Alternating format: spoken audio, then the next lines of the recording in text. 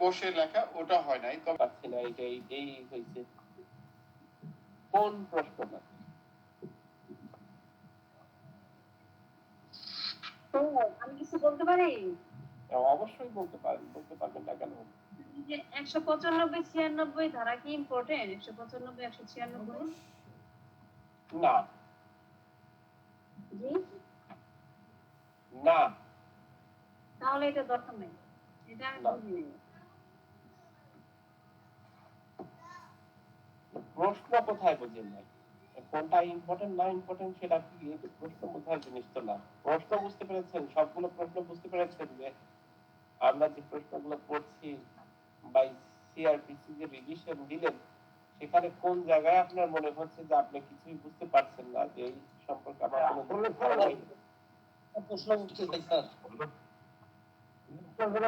বোঝাবুঝিটা মোটামুটি বুঝতে চাই। এখন কি মানে জিনিসগুলো হচ্ছে কোনটা মনে আছে কোনটা মনে নাই, ওই হিসেবটা বের করা যাচ্ছে না। কথা হলো জি জি বলেন। চার যে ভুলের পরিণতি কি এবং হচ্ছে রিভিশন বা আপিল আদালত যদি দেখেন যে মামলা চার্জ গঠন করা হয় নাই, এর ফলাফল কি? এই দুইটা প্রশ্নের উত্তরে কি হচ্ছে 232 হবে? Very good question. এই প্রশ্নটা হুবহু উত্তর বলছিল হচ্ছে আমাদের আবুল কালাম আজাদ ভাই। মনে আছে আবুল কালাম আজাদ ভাই এই প্রশ্নের উত্তর? সাধারণ ভুলের জন্য সমস্যা নাই, কিন্তু যদি গুরুতর ভুল হয়, আপিল আদালত যদি দেখে যে চার্জ গঠন ঠিকভাবে করা হয়নি বা চার্জ গঠন করাই হয়নি, সেই ক্ষেত্রে ওই আদেশটা বাতিল করতে পারে। স্যার 535 আছে, মানে আমরা দুটো বিষয়ে দেখি, চার্জের বিষয়ে চার্জের ভুলের পরিণতি। এই চার্জের ভুলের পরিণতি যদি ভুলটা স্বাভাবিক হয়, অর্থাৎ যদি ভুলটা স্বাভাবিক হয়, সেই ভুলটা আপিল আদালত বা রিভিশন যে আদালত আছে আমাদের 232 নম্বর সেকশনে, আদালত আপিল আদালত বা হাইকোর্ট ডিভিশন রিভিশনের ক্ষমতা প্রয়োগ করে যদি মনে করেন যে অভিযোগ গঠন না হওয়া বা তাতে ভুল থাকায় কোনো অপরাধের জন্য দণ্ডিত ব্যক্তি আত্মসমর্পণের উনি বিভ্রান্ত হয়েছেন, সেই ক্ষেত্রে আদালত উপযুক্ত মনে করলে নতুন করে অভিযোগ গঠনের জন্য নির্দেশ দিতে পারেন। যদি দেখেন কোন মূল কথা হচ্ছে, যদি ওই ভুলের কারণে যিনি দণ্ডিত ব্যক্তি তার আত্মসমর্পণের ব্যাপারে বিভ্রান্ত সৃষ্টি হয়েছে, আত্মসমর্পণের ব্যাপারে বিভ্রান্ত সৃষ্টি হয়েছে, এই যে আত্মসমর্পণের ব্যাপারে যদি বিভ্রান্ত সৃষ্টি হয়, সেই ক্ষেত্রে কোর্ট ওই যে প্রশ্নটা আপনার আপিল আদালত বা রিভিশন আদালত কর্তৃক তার গঠন হয়নি মর্মে উদ্ঘাটিত হলে ফলাফল কি, সেই ক্ষেত্রে আপিল আদালত, তাহলে মূল কথা কিন্তু ওই ব্যক্তি যদি আত্মপক্ষ সমর্থনের বিভ্রান্ত হয় তখন আপিল আদালত বা রিভিশন আদালতের মামলাটাকে নিম্ন আদালতে আবার ফেরত দিবেন এবং নতুন করে বিচার করার জন্য নির্দেশ দিবেন, অভিযোগ গঠন করতে পারবেন এবং বিচার করার জন্য বলবেন। আদালত যদি মনে করেন আমরা ঘটনাবলী প্রমাণিত তথ্যগুলির ভিত্তিতে আসামির বিরুদ্ধে কোনো বৈধ অভিযোগ করা যেত না, তাহলে দণ্ড রদ করে দিতে পারে অ্যাকর্ডিং টু ওই 232 নম্বর সেকশনে। তবে ঘটনা হলো 35। আর একটা ব্যাপার আছে যেটা আপনি দেখতে পাবেন 235 নম্বর সেকশনে। এই জায়গা কি আছে, এই জায়গা থেকে খুব গুরুত্বপূর্ণ কথা বলেছেন, খুব গুরুত্বপূর্ণ প্রশ্ন। আমাদের এই জায়গা থেকে কিন্তু প্রশ্ন হয়, চার্জ থেকে প্রশ্ন হওয়ার সম্ভাবনা খুবই বেশি।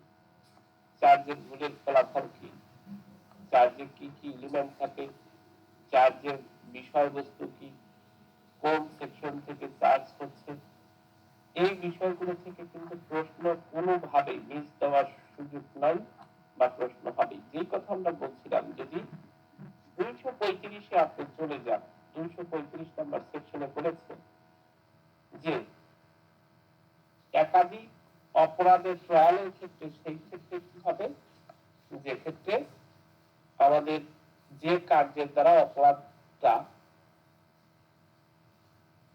একত্রিত হয়ে ভিন্ন কোনো অপরাধ হয়েছে।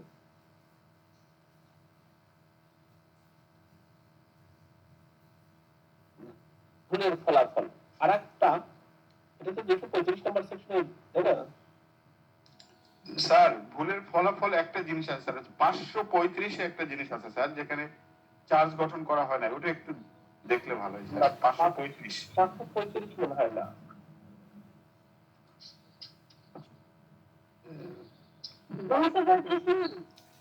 স্যার 535 একটু দেখেন স্যার, 535টা।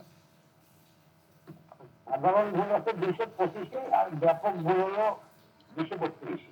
হ্যাঁ, ওইটাই ওই যে 232 এর কথাই বললাম, সেক্ষেত্রে কিন্তু আপনার করে দিতে, কিন্তু যে 535 আর 235 এ তো যে একত্রিত ভাবে আমাদের যে ন্যাচারাল যে ঘটনাগুলো থাকে, যে প্রত্যেকটি মামলার সুনির্দিষ্ট ভাবে পৃথক পৃথক ভাবে অভিযোগগুলো দায়ের করতে হবে এবং পৃথক পৃথক গুলো মামলা করতে হবে। এর ব্যতিক্রম গুলো আছে 234 এবং 235, এগুলোতে একত্রিত মামলা বিচার করার যে পদ্ধতি। আর 535 কি কি আছে 535?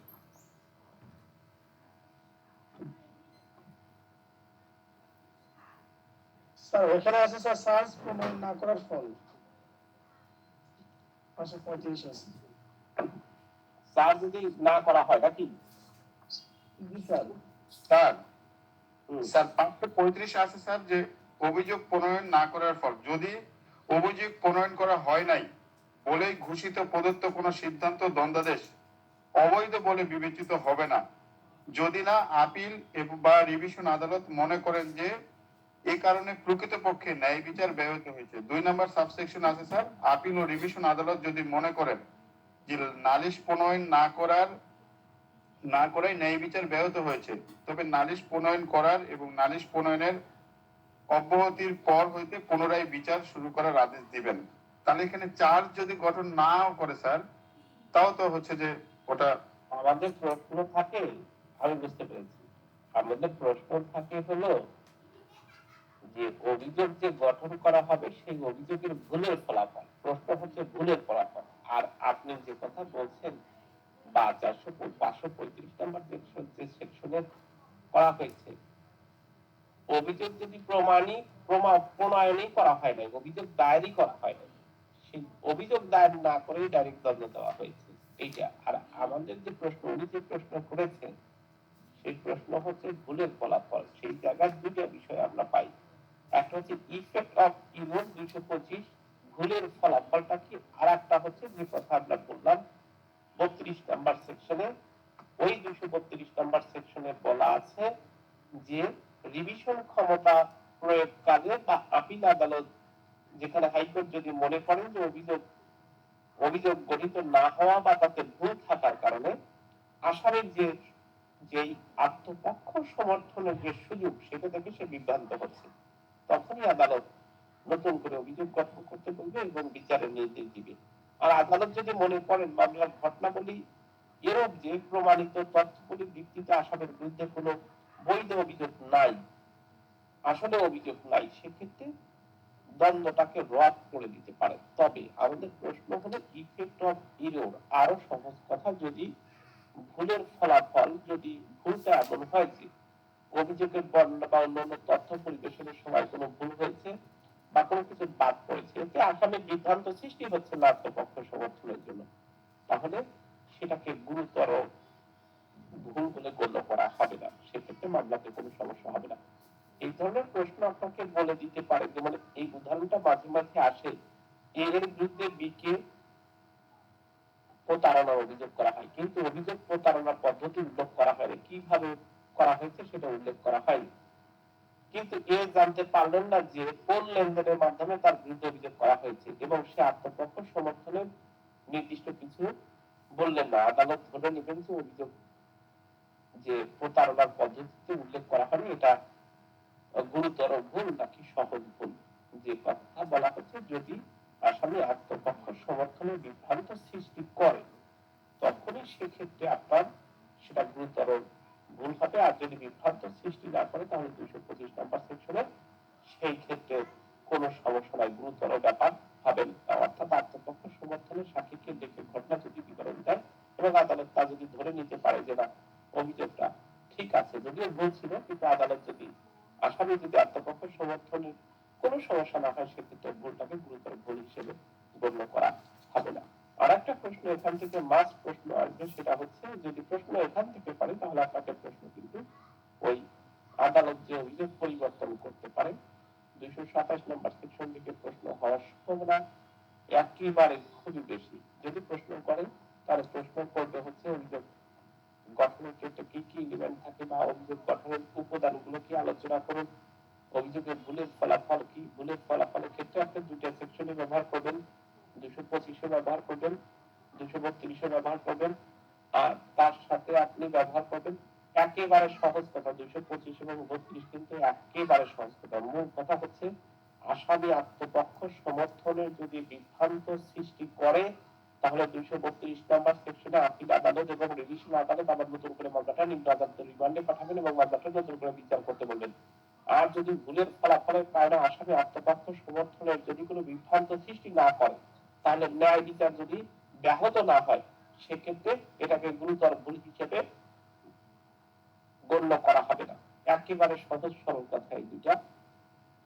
তবে প্রশ্ন করবে যদি আপনার আদালতের অভিযোগটাকে পরিবর্তন করা হয়। যদি অভিযোগ কখন পরিবর্তন করতে পারে, রায় ঘোষণার যে কোনো সময় কিন্তু পরিবর্তন হয় এবং প্রত্যেকটি পরিবর্তনে যে কোন ধরনের একেবারে ম্যান্ডেটরি ফান্ডামেন্টাল যে বিষয় সেটা হচ্ছে আসামিকে পড়ে শোনাতে হবে এবং বুঝতে হবে। এটা হলো ফান্ডামেন্টাল বিষয়।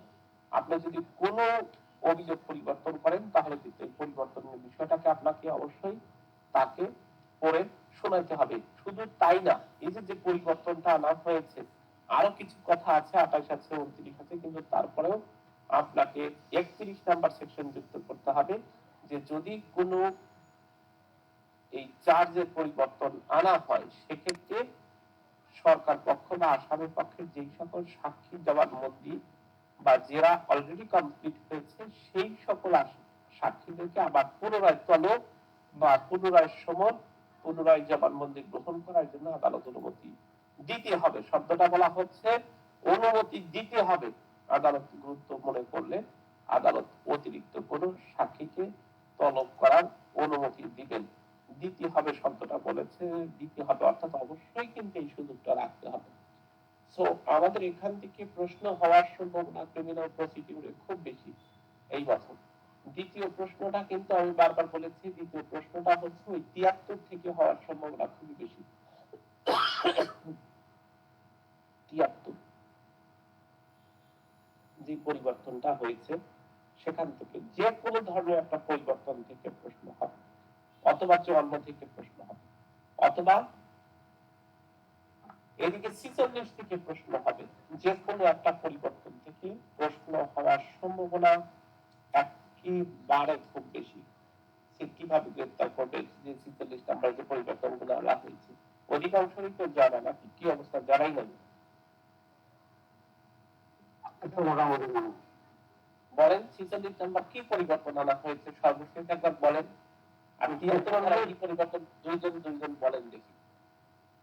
শেষে বললো যে পরিবর্তন নিয়ে আসলো, বললো যে যখন গ্রেফতার করতে যাবে তখন গ্রেফতারকারী কর্মকর্তার আইডি কার্ড জমা রাখতে হবে। আর গ্রেফতারকৃত ব্যক্তি যদি ওই আইডি কার্ড দেখতে চায় তাহলে গ্রেফতারকারী কর্মকর্তার আইডি কার্ড দেখাতে বাধ্য। আর 3 নম্বরে বললো যে মেমোরান্ডাম অফ অ্যারেস্ট মানে প্রস্তুত করতে হবে।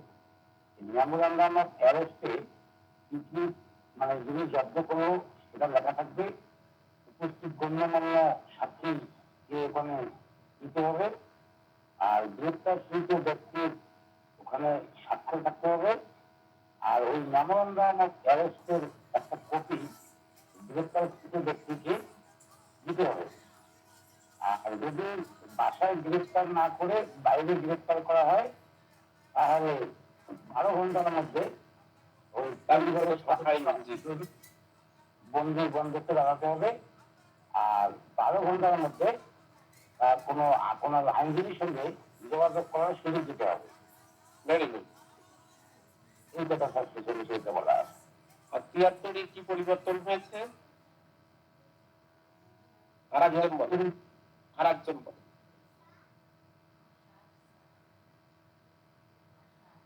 বলেন, কারো কি মনে নাই? স্যার হুম, স্যার 73-এর তো ওই ভিতরে যে শুধুমাত্র 73-এর যে পরিবর্তনটা হয়েছে সেটা তো পরিবর্তন হচ্ছে স্যার যে নতুন করে যুক্ত করেছে। হ্যাঁ, নতুন করে যুক্ত করেছে 73-এর ভিতরে স্যার 2-এর এ মনে হয় স্যার।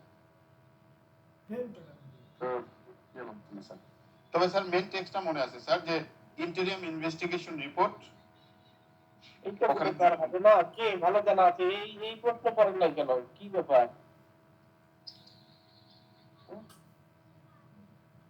মনিরুল ভাই বলতে পারবেন? হ্যাঁ, বলেন। ঢাকা আসছি তো ওই যে আসলাম মাত্র। ও আচ্ছা, ঠিক আছে, জি বলেন।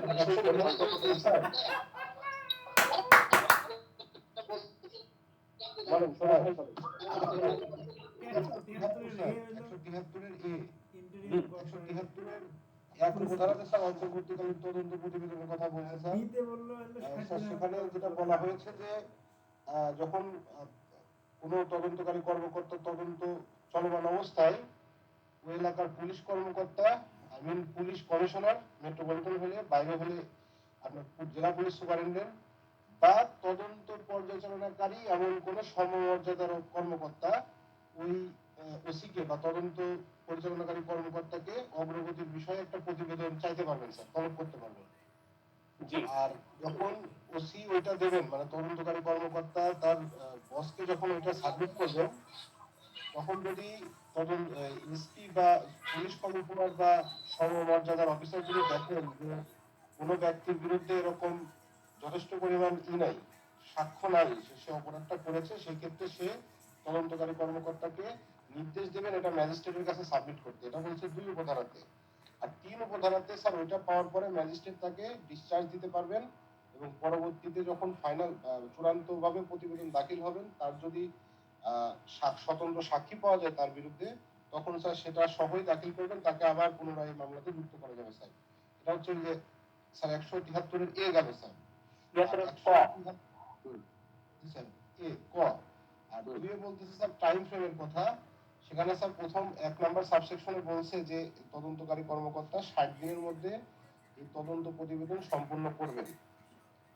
তারপর বলতেছে স্যার যদি উনি 60 দিনের মধ্যে এটা সম্পূর্ণ করতে না পারেন, সেটার কারণ তার ডায়েরিতে লিপিবদ্ধ করবেন এবং তার ওই এই যে তদন্তটা শেষ করতে পারে নাই এর কারণ এবং অতিরিক্ত কতটুকু সময় প্রয়োজন সেটা উল্লেখ করে ম্যাজিস্ট্রেটের কাছে সময় বাড়ানোর জন্য আবেদন করবেন। একই সাথে এটার একটা প্রতিলিপি তার ঊর্ধ্বতন কর্মকর্তার কাছেও সে প্রেরণ করবেন। সাবসেকশন 2 গেল। 3 এসে বলতেছে এটা যখন ম্যাজিস্ট্রেট তার কাছে যাওয়ার পরে ম্যাজিস্ট্রেট তার বিবেচনাময় ক্ষমতা বলে সে তদন্তকারী কর্মকর্তাকে সময় নির্ধারণ করবে। আচ্ছা, এরপর যে স্যার তারপরে দেখা গেল তদন্তকারী কর্মকর্তা বর্ধিত সময়ের মধ্যে ওইটা শেষ করতে পারলো না, তদন্ত শেষ করতে পারলো না, তখন একই প্রসিডিউর সে কারণগুলো লিপিবদ্ধ করে পুনরায় ম্যাজিস্ট্রেটকে আবার জানাবেন, আবার তার ঊর্ধ্বতন কর্মকর্তাকে এটার অনুলিপি প্রেরণ করবেন। আর স্যার এটা 4 গেল। 5-এ এসে বলতেছে যে ম্যাজিস্ট্রেট সেই ক্ষেত্রে এটা ওই অফিসারের তার আচরণবিধি লঙ্ঘন বা অযোগ্যতা বা অসাধারণ হিসেবে গণ্য করতে পারেন এবং তিনি নতুন কাউকে পুনরায় তদন্তের নির্দেশ দিবেন এবং এই বিধানটা মানে তার গোপনীয় যে বার্ষিক প্রতিবেদন যাবে সেখানে এটা নথিভুক্ত হতে পারে। আর 6-এ এসে বললো স্যার যে অভিযুক্ত তাকে স্যার ম্যাজিস্ট্রেট চাইলে সাক্ষী হিসেবেও কি করতে পারে, সাক্ষী হিসেবে গ্রহণ করতে পারে। আর 173 এর সাথে যে বললো স্যার ওই যে প্রতিবেদনকারী তদন্তকারী কর্মকর্তা ফেল করছিল তদন্ত ডিউ টাইমে দিতে, সে যদি কোনো অসদাচরণ করে, সে যদি কাউকে বাঁচানোর জন্য এটা করে বা কাউকে ভুলভাবে কাউকে তদন্ত রিপোর্টে ঢুকায় দেয়, সেই ক্ষেত্রে স্যার তার বিরুদ্ধে যে পেনাল কোডের 220 ধারাতে স্যার তার বিরুদ্ধে সে ব্যবস্থা নিতে পারে স্যার। প্রত্যেক জনেরই এই অ্যামেন্ডমেন্ট পড়া দরকার, প্রত্যেক জনেরই এই অ্যামেন্ডমেন্টটা মনে রাখার দরকার। খুব বেশি কথা না, কিন্তু আপনাকে পরিবর্তন সম্পর্কে প্রশ্ন করার সম্ভাবনা খুবই বেশি, যে কোনো একটা পরিবর্তন সম্পর্কে প্রশ্ন করবে।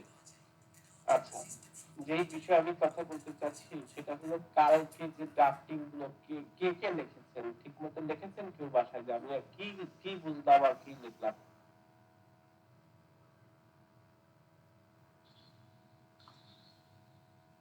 স্যার প্র্যাকটিস করা হয়েছে স্যার। হ্যাঁ, কেউ লেখার সময় পান নাই, তাই না? স্যার স্যার করছি স্যার। আমি লিখছি স্যার। লিখছেন না? আমি লিখছি। অন্যরা সময় পান নাই। আমি লিখছি। স্যার আমি তো স্যার খাতা আছে স্যার, যার কারণে স্যার আমি বুঝতে পারিনি স্যার।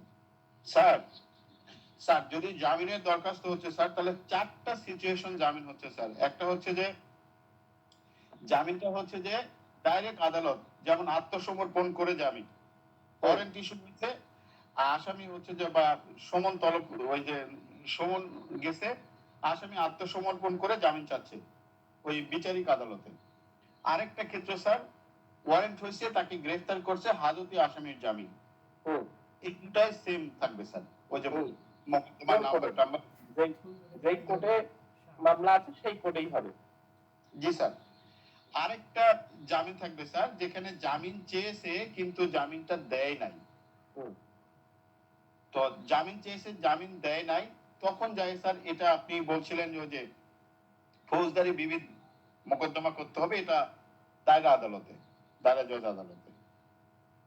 আর আরেক প্রকার জামিন আছে স্যার, যেটা আপনি বলছিলেন যে অ্যান্টিসিপেটরি বেইল, যেটা ওই যে দায়রা আদালত এবং হাইকোর্টে করতে হয়, বা ওই বন্ড কমানো বাড়ানো এরকম যদি কোনো ইয়ে হয়।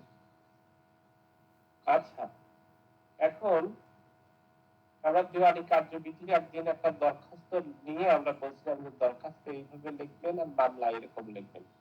আমরা দেওয়ানি কার্যবিধির কিছু দরখাস্ত, আমাদের অধিকাংশই এখন ছড়ানো ছিটানো, যার যার মধ্যে কেউ কেউ ঢাকায় যাচ্ছে, কেউ কেউ গোছানোর তালে আছে। আমরা এখন আর ক্লাস কন্টিনিউ করবো না। হ্যাঁ, আপনারা যে যেখানে আছেন, মূল কথা হচ্ছে সেখান থেকে পরীক্ষা প্রিপারেশন নেন, যা করা হয়েছে রিভিশন দিতে থাকেন। এখন আজকে হচ্ছে 18 তারিখ, আমাদের আর সময় খুব বেশি নেই। অনেকেই জার্নি করে বিভিন্ন জায়গায় যাচ্ছেন, কেউ হয়তো বা ওরকম ভালো জায়গা কারোর থাকে কারোর থাকে না। গত বছরও আমাদের একজন মেয়ে ওর থাকারই জায়গা নেই, পরে আমাকে বললো যে ভাইয়া বার কাউন্সিলে একটা ব্যবস্থা করে দেন।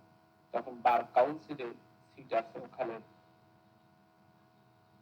ব্যবস্থা একটা বিষয় হয়েছিল। যাই হোক, তো আমাদের যে কথা বলতে চাচ্ছি সেটা হলো, আমরা ড্রাফটিং নিয়ে আজকেও আবার একটু কথা বলতে চাই।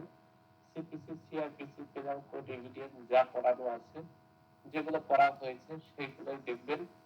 মূল কথা হচ্ছে ওই আপনাদেরকে যে বিষয়টা আমি বারবার অ্যাড্রেস করতে চাচ্ছি, বারবার আমি আপনাদেরকে যে বিষয়টা বলতে চাচ্ছি, সেই বিষয়টা একটাই, সেটা হচ্ছে পরীক্ষায় ফুল অ্যান্সার আপনাকে পড়ে আসতে হবে।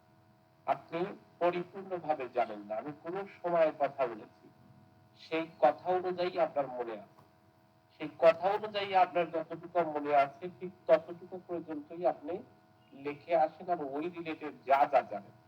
ধরেন আপনাকে প্রশ্ন করেছে যে আপনি ভুলের ফলাফল কি জানেন, এতটুকুই আপনার জানা। এখন আসলে আপনি কি করবেন? আপনাকে লেখে না আসলে কিন্তু ফেল করায়, কিন্তু আপনি যদি লিখে আসেন, যদি একটু আপনার একেবারে এক্সাক্ট নাও হয়, তারপরে আপনাকে পাস করানোর সম্ভাবনা আছে, বা না লিখে আসলে কোনোভাবে কিন্তু পাস করাবে না। তাহলে প্রথম কথা, আপনি প্রত্যেকটি প্রশ্নের অ্যান্সার করছেন। প্রশ্ন যদি অল্প একটু কমন পড়ে, তাহলে আপনার কাজ হবে হচ্ছে তারপর একটু আপনি যতটুকু ওই রিলেটেড যা জানেন তা লিখে আসেন।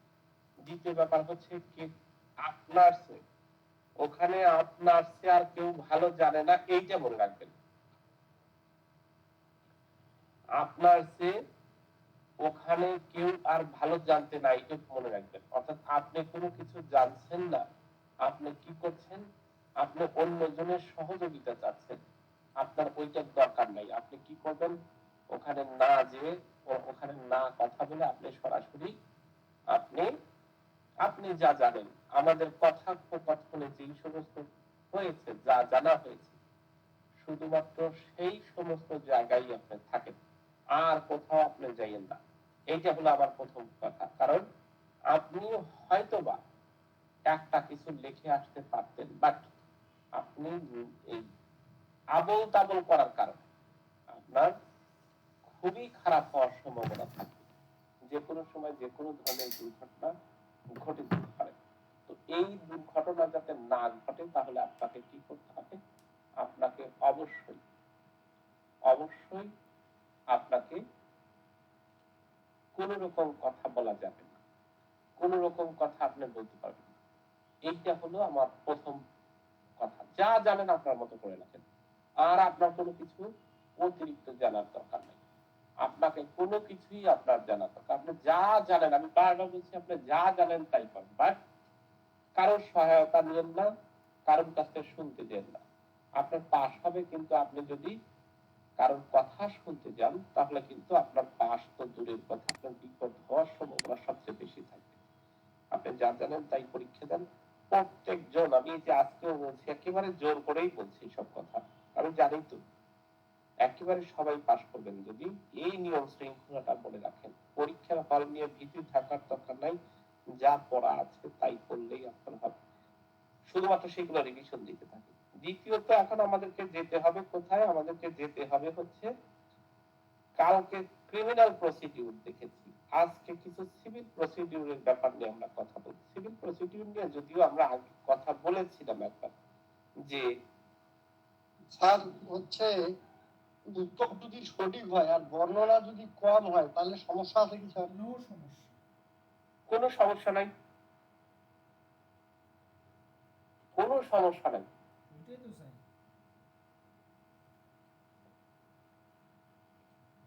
উত্তর যদি সঠিক হয়, বর্ণনা যদি কম হয়, কোনো সমস্যা নাই।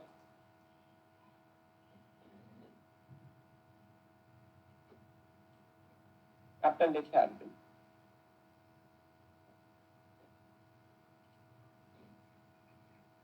তাহলে আমরা যেগুলো দেখেছিলাম সিভিল মামলা, সেগুলো কি মনে আছে কারণ? জি স্যার। কি মনে আছে, বা সিভিল প্রসিডিউর সম্পর্কে বলতে পারবেন? কোন দরখাস্তটা, আমি যে কোনো দরখাস্ত লিখতে বললে আপনারা লিখতে পারবেন?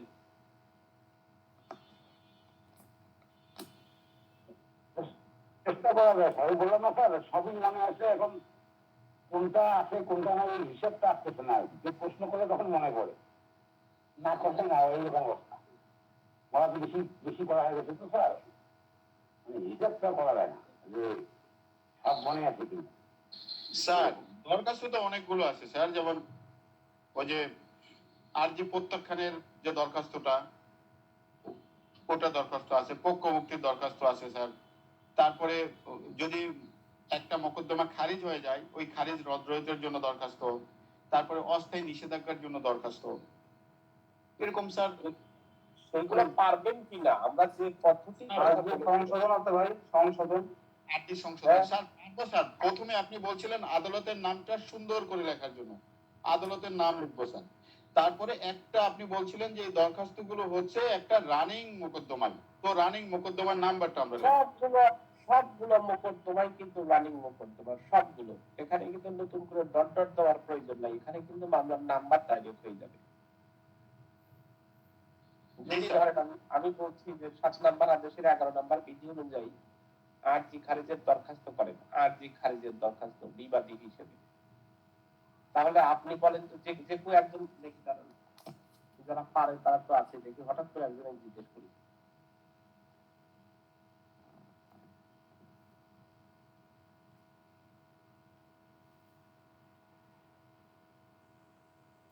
সবাই পারে। আহসান হাবিব ভাই বলেন, আহসান হাবিব ভাইয়ের মধ্যে কথাটা শুনে দেখি। স্যার। আসসালামু আলাইকুম। ওয়ালাইকুম আসসালাম। স্যার। আপনি বিবাদীর পক্ষে দেওয়ানি কার্যবিধি 7 নাম্বার আদেশের 11 নাম্বার বিধি অনুযায়ী আরজি খারিজের দরখাস্ত সম্পর্কে বলবেন। স্যার এক্ষেত্রে স্যার আমরা আগে কোর্ট কোনটা হবে সেটা আগে ঠিক করবো স্যার। এটা তো অবশ্যই স্যার সিভিল জজ কোর্ট হবে, আদালত হবে, সেখানে আমরা মামলাটা করবো স্যার। এখানে স্যার টাকার পরিমাণ, সম্পত্তির আর্থিক মূল্য যদি হয় স্যার এক স্যার যদি 1 থেকে 15 লক্ষ টাকার মধ্যে হয় স্যার, সেক্ষেত্রে আমরা এই যে সিভিল জজে করবো স্যার। আর যদি তার মানে 15 লাখের যদি উপর হয় স্যার, তাহলে মানে সিনিয়র সিভিল জজে করবো স্যার। তো আমরা স্যার যদি এটা টাকার পরিমাণের উপর ডিপেন্ড করবে, আর্থিক এখতিয়ার স্যার এটা। তা আমরা যদি স্যার যদি 15 লক্ষর মধ্যে ধরি, তাহলে সেক্ষেত্রে স্যার সিভিল জজ আদালত ধরুন ঢাকা বা বগুড়া লিখলাম স্যার, তারপর সূত্র দেবো স্যার, যে দেওয়ানি মোকদ্দমা নাম্বারটা দেবো স্যার, কত নম্বর মোকদ্দমা সেটা দেবো। তারপরে স্যার দেবো হচ্ছে বাদীর নাম দেবো স্যার, তারপরে বিবাদীর নাম দেবো স্যার। তারপর স্যার বিষয় লিখবো স্যার, যে বিবাদীর পক্ষে দেওয়ানি কার্যবিধি 7 আদেশের 11 বিধি অনুযায়ী আরজি খারিজের আবেদন করবো স্যার। তারপর স্যার বিবাদীর পক্ষে আবেদন লিখবো এই যে বাদী এত তারিখে, স্যার একটা তারিখ দিয়ে বললো যে এত তারিখে তাদের বিরুদ্ধে সম্পত্তি বিক্রয় একটা ধরেন বায়না চুক্তি করছিল, সেটা এখন তারা কি করতেছে না, সম্পূর্ণ মানে চুক্তি সুনির্দিষ্টভাবে সম্পাদনের জন্য একটা মামলা দায়ের করছে স্যার। এই চুক্তিটার আর্থিক মূল্য স্যার এত টাকা ছিল, বিষয়বস্তু অনুযায়ী কোর্ট ফি আমরা দেব স্যার, ওই আর্থিক মূল্য অনুযায়ী কোর্ট ফি দেব স্যার।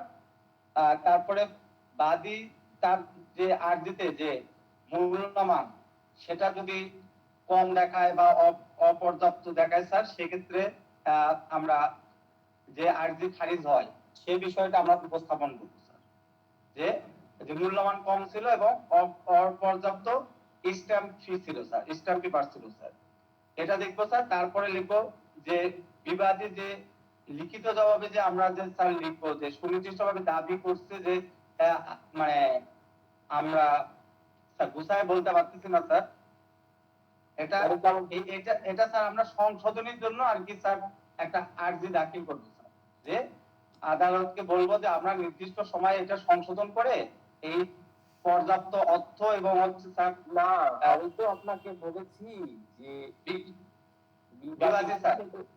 বিবাদী হিসেবে বাদীর মামলা আপনি একটা খারিজের আবেদন করবেন, খারিজের আবেদন করবেন, সেটার জন্য আপনি দরখাস্ত দিবেন। তাহলে আপনার প্রথম কথাই থাকবে মামলাটা কিসের জন্য আছে, যেহেতু একটা রানিং মামলা থাকবে, মামলা নাম্বার থাকবে স্যার। হ্যাঁ, তাহলে ওটা গেল, ওগুলো তো লিখলেন, মোকাম লিখলেন, বাদী বিবাদীর নাম লিখলেন, সরি কোর্টের নাম লিখলেন, সূত্র লিখলেন, বাদীর নাম লিখলেন, বনাম লিখলেন, বিবাদীর নাম লিখলেন, বিবাদী পক্ষে দেওয়ানি কার্যবিধি 7 নম্বর আদেশে 11 নম্বর বিধি অনুযায়ী দরখাস্ত লিখলেন। সেক্ষেত্রে প্রথম কথাটাই শুরু হলো যে বিগত এতদিন তারিখে এই বিবাদের বিরুদ্ধে একটা মোকদ্দমা দায়ের করেছিল কি বাদী, আপনি কিন্তু বিবাদী, অর্থ মোকদ্দমা একটা দায়ের করলো। সেই মোকদ্দমাতে আমি কেন চাচ্ছি, সেই মোকদ্দমাতে কয়টা কারণে আরজি খারিজ হয় স্যার? ওই যে আর্থিক মূল্য কম হলে স্যার, অপর্যাপ্ত 4টি কারণ স্যার, 4টি কারণ। সেই 4টি কারণে যে কোনো না লিখতে হবে না, 4টি কারণে যে কোনো একটা কারণ, যে চুক্তি অনুযায়ী যে সম্পত্তির মূল্য যেটা ছিল ধরেন 20 লাখ টাকা ছিল, আসলে সে দেখাইছে মাত্র 20,000 টাকা, যেটা মোকদ্দমার মূল্যমান কম দেখায় এবং স্ট্যাম্প পেপার আর্জিতে উল্লেখ পায়। দ্যাটস ওয়াই যেহেতু 7 নম্বর আদেশের 11 নম্বর বিধি অনুযায়ী নির্ধারিত সময়ের মধ্যে যদি মূল্যমান সংশোধন করিতে ব্যর্থ হয়, তাহলে মোকদ্দমাটা খারিজ হয়ে যায়। সুতরাং উপরোক্ত বিষয় বিবেচনা করে বা তাহলে আপনি বললেন অন্যান্য বক্তব্য আইন শুনানিকালে পেশ করা হবে, অতএব বিজ্ঞ আদালতের ন্যায় বিচারের সাথে উপরোক্ত কারণ বিবেচনা করে মোকদ্দমাটা খারিজের আদেশ দানে মর্জি হয়। শেষ। যে কোনো একটা দরখাস্ত ঠিক একই হবে, কথার কথা একটা পিটিশন আপনাকে লিখতে বললো 9 নম্বর আদেশের 9 নম্বর বিধি অনুযায়ী, 9 নম্বর আদেশের 9 ক বিধি অনুযায়ী আর্জিটা সরাসরি খারিজ রহিতকরণের জন্য আবেদন করবেন, তাহলে এটাও কিন্তু একটা মামলা ছিল। তাহলে আপনাকে বলতে হবে মোকাম সহকারী জজ লেখেন, সিনিয়র সহকারী জজ লেখেন, সূত্র লিখলেন, দেওয়ানি মোকদ্দমা নাম্বার কত, বাদীর নাম লিখলেন, বাদীর ঠিকানা লিখলেন, বিবাদীর নাম লিখলেন, বিবাদীর ঠিকানা লিখলেন, তারপরে দেওয়ানি কার্যবিধি ৯ নম্বর আদেশের ৯ ক বিধি অনুযায়ী আর্জিটা সরাসরি খারিজ আদেশ রদ্দকরণের জন্য আবেদন। তার পক্ষে ৯ এর ৯ আমরা জানি হচ্ছে বাদী পক্ষে, তাই না ভাইয়া?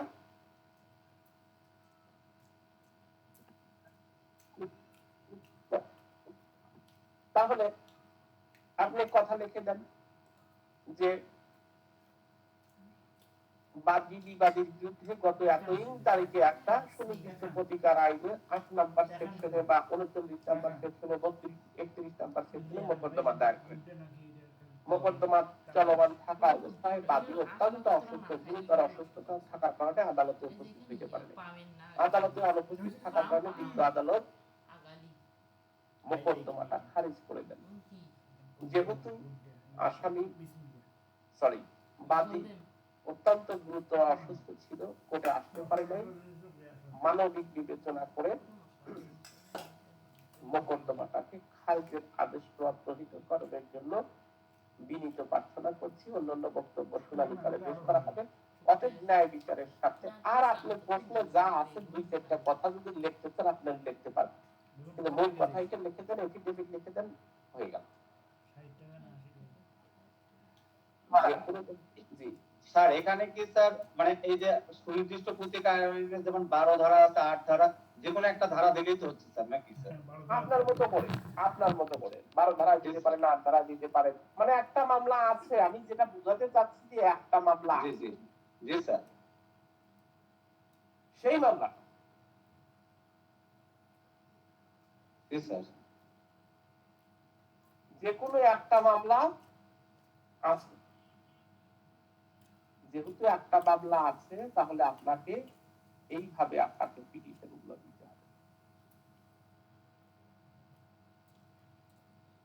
পারবেন না যে কোনো ধরনের আদেশ, যে কোনো ধরনের মামলা এটা সেটা আসলে স্যার ইনশাআল্লাহ দেখা স্যার স্যার পারবো স্যার, কিন্তু স্যার ওই যে সিভিল স্যার সিভিল আপিলটা মেমোরেন্ডামের মাধ্যমে আপিল করতে হয়। মেমোরেন্ডামটা কিরকম স্যার? আচ্ছা, এখন সিভিল আপিলে আমরা চলে যাই। সিভিল আপিলটা সিভিল আপিল, আচ্ছা, সিভিল আপিল হচ্ছে মেমোরেন্ডাম অফ আকারে দিতে হয়। মেমোরেন্ডাম মানে হলো প্রত্যেকটি ওই যে যেভাবে লিখেছেন, ঠিক আছে, ১, ২, ৩, মানে গদ্য না লিখে পদ্য, মানে প্রত্যেকটি সিরিয়ালি লিখতে হবে।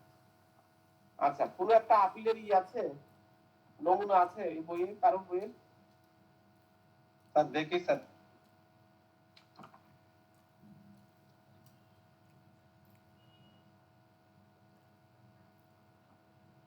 স্যার আর যদি স্যার ওই যে পিটিশন যেগুলো আছে স্যার সিভিল, ওগুলোতে ইনশাল্লাহ সমস্যা হবে না স্যার, চলমান মামলা তো, শুধু আপিল রিভিশনটা একটু প্রবলেম হবে, আর তো স্যার ওরকম কিছু নাই এখানে।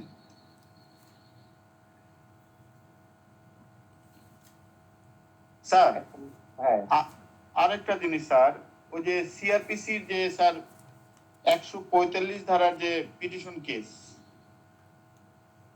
ওই পিটিশন কেসে তো স্যার দিতে হবে না স্যার, যেহেতু ফৌজদারি, ওখানে তো হলফনামার কোনো প্রয়োজন নাই। না, আচ্ছা, এটা পাইছি, এটা ড্রাফট করে দিচ্ছিলাম কোথায়, এটা ড্রাফট করে দিচ্ছিলাম, দেখতেছি হচ্ছে সিলেটের একটা মামলা ২০২১ সালে। ওকে, আমি একটা শেয়ার করতেছি, আপিল শেয়ার করতেছি, সিভিল আপিল।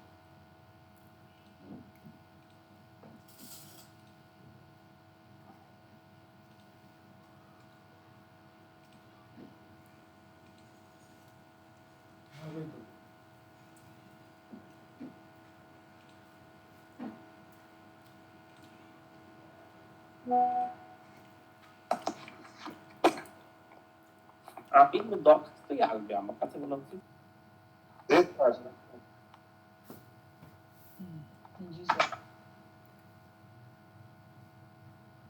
মাননীয় জেলা জজ আদালত সিলেট একটা মোকদ্দমা দায়ের করা হয়েছিল। বিবিধ আপিল নাম্বার, যেহেতু আপিল একটা মামলা থেকে আপিল উদ্ভব হবে, তাহলে বিবিধ মানে ওই মোকদ্দমাটা ছিল বিবিধ মোকদ্দমায়, যেটা বিবিধ আপিল নাম্বার বলেছে। যাই হোক, আপনি বলবেন দেওয়ানি আপিল মোকদ্দমা নাম্বার, এতটুকু বললেই হবে। বিবিধ বলার দোকানে দেওয়ানি আপিল মোকদ্দমা নাম্বার ড্যাশ অবজেক্ট ড্যাশ। এরপরে সরাসরি বিষয়ে আসবেন কিসের কারণে আপনি আপিল করেছেন। মাননীয় সিনিয়র সহকারী জজ বালাগঞ্জ সিলেটের বিচারক জনাব ওলিউল্লাহ কর্তৃক উক্ত আদালতের সত্য ৬২ ওই একই ওই যে রিভিশন করেছিলেন না, কেন এসেছেন? এত তারিখের অস্থায়ী নিষেধাজ্ঞায় অসম্মতিতে এই যে এই মোকদ্দমা আপিল মোকদ্দমা দায়ের করা হয়েছে। মূল মোকদ্দমায় তাইদাদ মূল্য যা থাকে, আপিল মোকদ্দমায় তাইদাদ মূল্য তাই থাকে। তাহলে আপিলকারীকে তার নাম আগে লিখবেন, আর রেসপন্ডেন্টকে তার নাম দ্বিতীয়তে লিখবেন। আচ্ছা, এখন দেখেন আপিলকারীর পক্ষে বিনীত নিবেদনটা কি। আপিলকারীর বক্তব্য আগে সুন্দরভাবে দিবেন, কি কি হয়েছিল, ঘটনাটা কি, তারপরে আপনার কজটাকে হেতুবাদ আকারে দিবেন। হেতুবাদ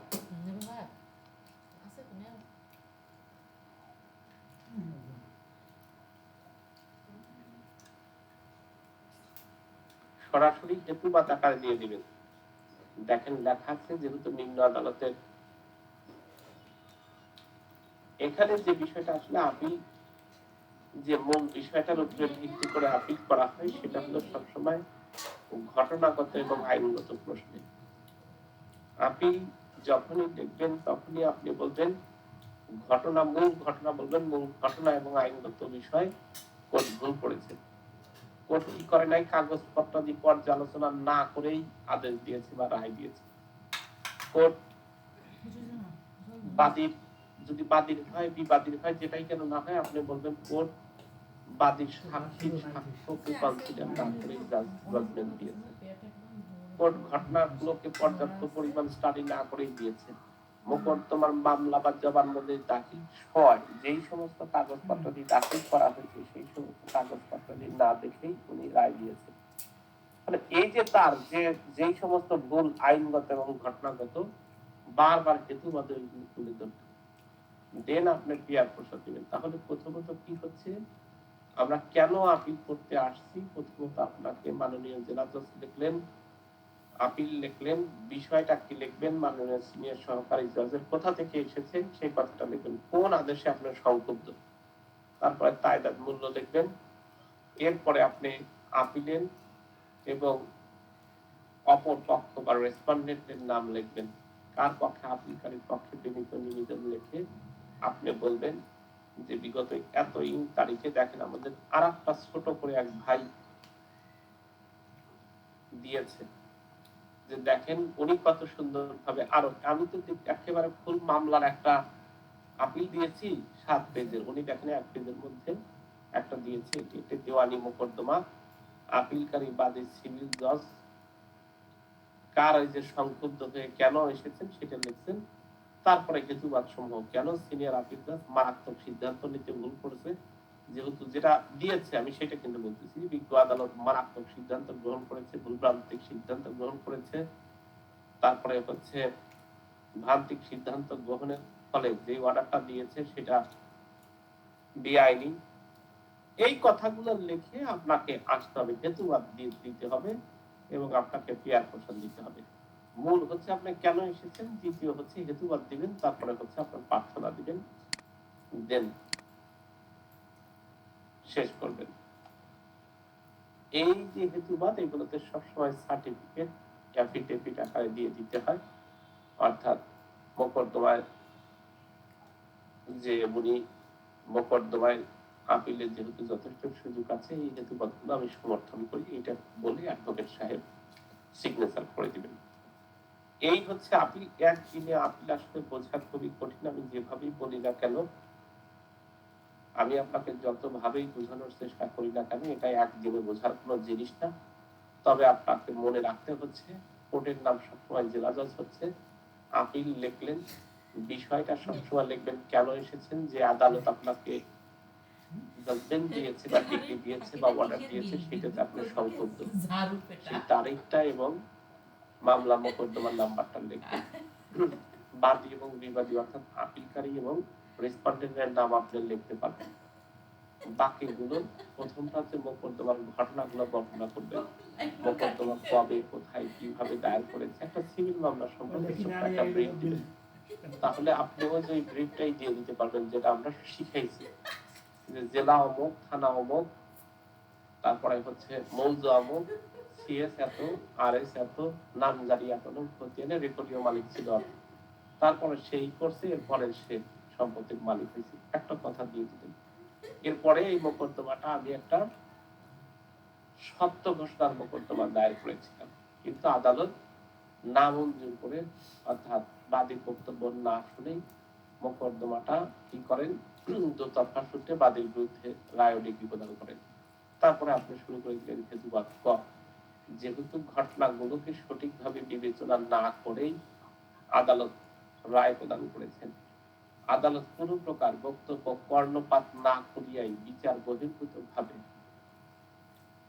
বাদীর বিপক্ষে রায় প্রদান করেছেন। কোন প্রকার সাক্ষীদের সাক্ষ্য গ্রহণ না করেই, ব্যাখ্যা বিশ্লেষণ না করেই দিয়েছেন, কাগজপত্র দিয়ে পর্যালোচনা না করে দিয়েছেন, মন গড়া রায় দিয়েছেন।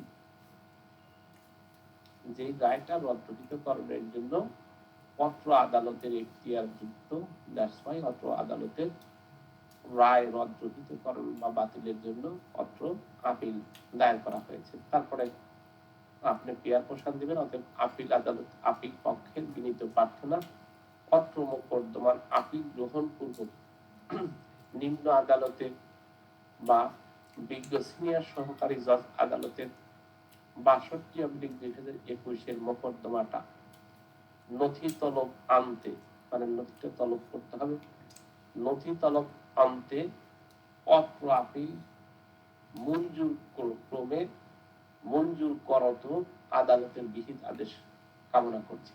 এরকম করে একটা আপিল সুন্দরভাবে একবার যদি মনোযোগ করে দেখেন, ইনশাআল্লাহ এটাও পেয়ে যাবেন। সুতরাং এখন এই বিষয়টা শুধু আপনি একটু দেখে যান, এত বেশি চাপ নেওয়ার প্রয়োজন নাই। কেন চাপ নেওয়ার প্রয়োজন নাই? আমার কাছে মনে হচ্ছে না যে আপিলের মতন এত বড় কোনো বিষয় আপনার কাছে দিবে। আপনার দরখাস্ত দিবে, এটা সঠিক, আপনাকে একটা সর্বোচ্চ আপনাকে একটা মোকদ্দমা, অর্থাৎ স্থায়ী অস্থায়ী নিষেধাজ্ঞার একটা মোকদ্দমা ড্রাফট করতে বলতে পারে, সেটা আমি দেখিয়েছি। তবে আপনাকে দরখাস্ত দাখিল করার সম্ভাবনা 90%।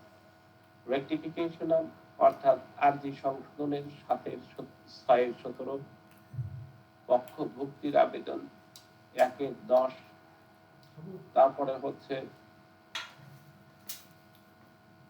9 থেকে 9-13 9-13 ক, 9-9 এ, তারপরে হচ্ছে সরাসরি 7-11 খুবই ইম্পর্টেন্ট।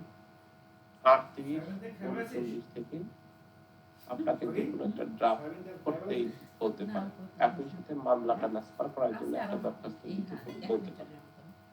এই ড্রাফটগুলো এখনো দেবেন, শুধুমাত্র চোখ বুলায় যাবেন যে যদি কোনো বিপদ আপদে পড়ি তাহলে এখান থেকে যেন আমরা লিখতে পারি, এই বিষয়টা একটু নিশ্চিত করে দেবেন, আর কোনো কিছু না। তাহলে আমাদের ক্রিমিনাল প্রসিডিউরের যে বিষয়গুলো, সেটা হচ্ছে সবচেয়ে গুরুত্বের সাথে দেখতে হবে যেখানে যেখানে অ্যামেন্ডমেন্ট হয়েছে। আমাদের প্রশ্নটাকে দুইটা ভাগে বিভক্ত হয়। নাম্বার 1, ট্রায়াল থেকে একটা প্রশ্ন করে, আর একটা হচ্ছে ট্রায়ালের পূর্ব থেকে প্রশ্ন করে। আপিল খুব ইম্পর্টেন্ট, রিভিশন খুব ইম্পর্টেন্ট, খুবই বেশি, বিশেষ করে আপিল আদালতের ক্ষমতা, রিভিশন আদালতের ক্ষমতা, আপিল কোথায় কিভাবে দায়ের করতে হয়, সে বিষয়গুলো কোথায় আপিল দায়ের করা যায়, একেবারে মারাত্মক প্রশ্ন। এই প্রশ্নগুলো কিন্তু হওয়ার সম্ভাবনা একেবারে খুবই বেশি। তাহলে এই প্রশ্নগুলো কোনোভাবেই যেন আপনার মিস না যায়। প্রত্যেকটি প্রশ্ন এখন মনোযোগ সহকারে দেখেন, যা পড়া হয়েছে, যা পড়ানো হয়েছে সেগুলো বুঝতে চেষ্টা করেন, মেমোরাইজ করার চেষ্টা করেন, মনে মনে ভাবেন কি পড়েছি, কি অ্যান্সার করব। বা কোথায় আমার সমস্যা হচ্ছে সেই বিষয় দেখে বারবার প্র্যাকটিস করতে থাকেন। 4-5টা কলম আগের থেকেই অল্প অল্প করে লিখে লিখে রানিং করে রাখেন। সুন্দরভাবে আগেই কলম